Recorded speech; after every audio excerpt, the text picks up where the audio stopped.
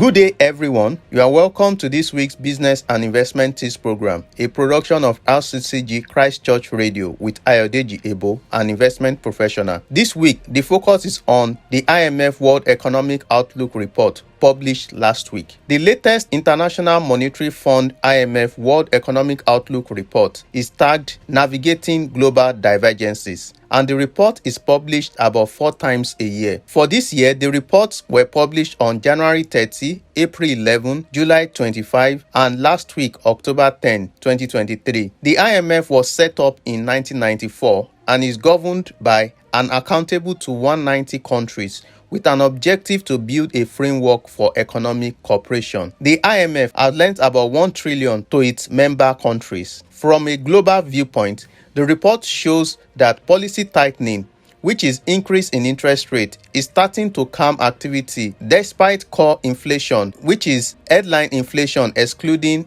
volatile items, staying high. However, risks are more stabilized as banking sector stress declined but remain lean to the downside. The report shows that economic growth remains at pre-pandemic levels as global growth is projected to slow from 3.5% in 2022 to 3.0% in 2023 and 2.9% in 2024. The global inflation forecast is projected to decline from 9.2% in 2022 to 5.9% and 4.8% in 2023 and 2024 respectively. The report highlighted that a full recovery towards pre-pandemic levels is becoming out of reach, especially in emerging markets and developing economies.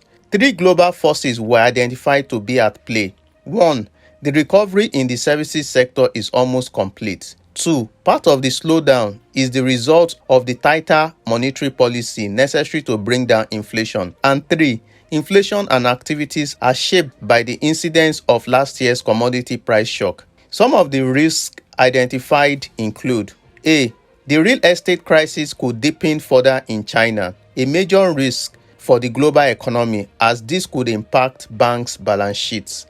B. While both underlying and headline inflation have declined, they remain painfully high. C. Commodity prices could become more volatile under renewed geopolitical tension and disruption linked to climate change. D. Due to the monetary policy tightening, repricing of risk, rate at which funds will be assessed for emerging markets will trigger capital outflows and increase borrowing costs and debt distress. E. Fiscal buffers have increased debt levels, leading to slowing growth in many countries. Some of the recommended policy include: 1. Additional tightening is recommended, though many countries are near the peak of their tightening. 2. Countries should guide against easing prematurely, not to unwind the gains achieved in the past 18 months. 3. Rates should be adjusted downwards once the deflation, that is, a temporary slowdown in the pace of price inflation, process is firmly established. 4. Increased support from fiscal actors to support monetary policy as observed in 2022. 5. Prioritize structural reforms to unlock growth, especially those focused on governance, business regulations, and the external sector. Moving on to Nigeria, the IMF projected growth to decline from 3.3% in 2022 to 2.9% in 2023 and 3.1% in 2024, attributing the slowdown to the negative effects of the cash crunch, high inflation on consumer wallets, shocks to agriculture and oil outputs.